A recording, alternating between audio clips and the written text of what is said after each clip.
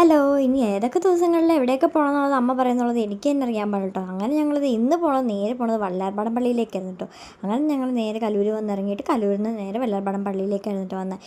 ഇവിടെ വന്നപ്പോഴത്തേക്കും ആണെങ്കിൽ രാവിലത്തെ കുർബാന കഴിഞ്ഞപ്പോഴത്തേക്കും ഇവിടെ നേർച്ചക്കഞ്ഞി ഉണ്ടായിരുന്നു കേട്ടോ. അപ്പോൾ പിന്നെ അമ്മ പറഞ്ഞു എന്നാൽ കഞ്ഞി കുടിച്ചിട്ട് നമുക്ക് പള്ളിക്കകത്ത് കയറാം. തിരിച്ച് വരുമ്പോഴത്തേക്കും കഞ്ഞി ഉണ്ടാവത്തില്ല, അതുകൊണ്ട് തന്നെ ഞങ്ങൾ കഞ്ഞി കുടിച്ചിട്ട് ഞങ്ങൾ അകത്തേക്ക് കയറാമെന്ന് വിചാരിച്ച് നല്ല ചൂട് കഞ്ഞിയും അച്ചാറും പരിപ്പ് കറിയായിരുന്നു കേട്ടോ. ഞങ്ങൾ രണ്ടുപേരും അങ്ങനെ കഞ്ഞിയൊക്കെ കുടിച്ച് ഞങ്ങൾ നേരെ ഇനി പള്ളിക്കകത്ത് കയറണം കേട്ടോ. ഇടദിവസം ആയതുകൊണ്ട് തന്നെ വലിയ തിരക്കൊന്നും ഉണ്ടായിരുന്നില്ല കേട്ടോ. ഞങ്ങൾ പിന്നെ രാവിലെ വന്നിട്ടോ, വെയിലൊക്കെ ആയി തുടങ്ങുന്നേ ഉള്ളൂ. ഇപ്പോൾ ഒരു 8 മണി ആ നേരം ആവുന്നതേ ഉള്ളൂ കേട്ടോ. ഇവിടെ പിന്നെ വന്നു കഴിഞ്ഞാൽ അത് ഇങ്ങനെ അടിക്കും കേട്ടോ നമ്മളിങ്ങനെ.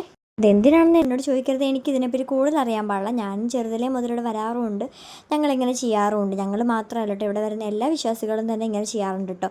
അതെന്തിനു വേണ്ടിയിട്ടാണെന്ന് ചോദിച്ചാൽ എനിക്ക് കൂടുതൽ അതിനെപ്പറ്റി അറിയാൻ പാടില്ല.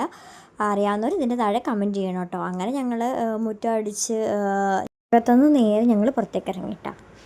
അപ്പോൾ അത് ചെറിയ രീതിക്ക് വെയിലൊക്കെ തുടങ്ങിയിട്ടുണ്ടായിരുന്നു. ഞങ്ങൾ മേളിൽ കയറാം എന്നൊരു ഉദ്ദേശത്തിൽ വന്നായിരുന്നു, പക്ഷേ കറണ്ട് ഇല്ലാത്തതുകൊണ്ട് ഞങ്ങൾക്ക് കയറാൻ പറ്റില്ല കേട്ടോ. അങ്ങനെ നേരെ പള്ളിയിൽ നിന്ന് ഞങ്ങൾ ഇറങ്ങി നേരെ ബ്രോഡ്വേയിലേക്കാണ് കേട്ടോ വന്നത്. അമ്മയ്ക്കാണെങ്കിൽ അടുത്തായതുകൊണ്ട് തന്നെ അമ്മ പറഞ്ഞു എന്നാൽ പിന്നെ മാർക്കറ്റിൽ കയറിയിട്ട് പോകാമെന്ന്. അമ്മയ്ക്കാണെങ്കിൽ മരുമോൻ വിളിച്ച് ഉണക്കമീൻ വേണമെന്നും പറഞ്ഞുകൊണ്ട് അമ്മയ്ക്ക് കഴിഞ്ഞ ദിവസം പറഞ്ഞിട്ടുണ്ടായിരുന്നു അമ്മേനെ വിളിച്ചിട്ട്. അപ്പം അമ്മ ഇവിടെ വന്ന് മേടിക്കാമെന്ന് പറഞ്ഞു.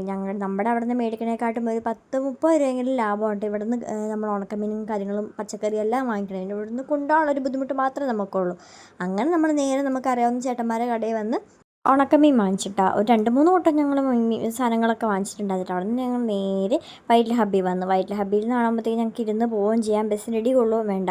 അല്ലെങ്കിൽ കല്ലൂരിൽ നിന്ന് കയറണോട്ടെ ഞങ്ങൾക്ക്. പിന്നെ ഞങ്ങൾ നേരെ വൈറ്റില ഹബ്ബിലേക്കാണ് കേട്ടോ പോകുന്നത്. അവിടെ നിന്ന് ട്രാൻസ്പോർട്ട് ബസ്സിൽ കയറി ഇങ്ങോട്ട് വന്നപ്പോഴും എനിക്ക് ബാക്ക് സീറ്റ് തന്നെ കിട്ടിയിട്ട് ട്രാൻസ്പോർട്ട് ബസ്സിൻ്റെ. എന്നെപ്പോലെ ബാക്ക് സീറ്റ് ഇഷ്ടപ്പെടുന്ന ഒത്തിരി പേരുണ്ടാവും കേട്ടോ. അപ്പോൾ ഇന്നത്തെ വീഡിയോ ഇത്ര ഉണ്ടാകും. അപ്പോൾ ടാറ്റാ.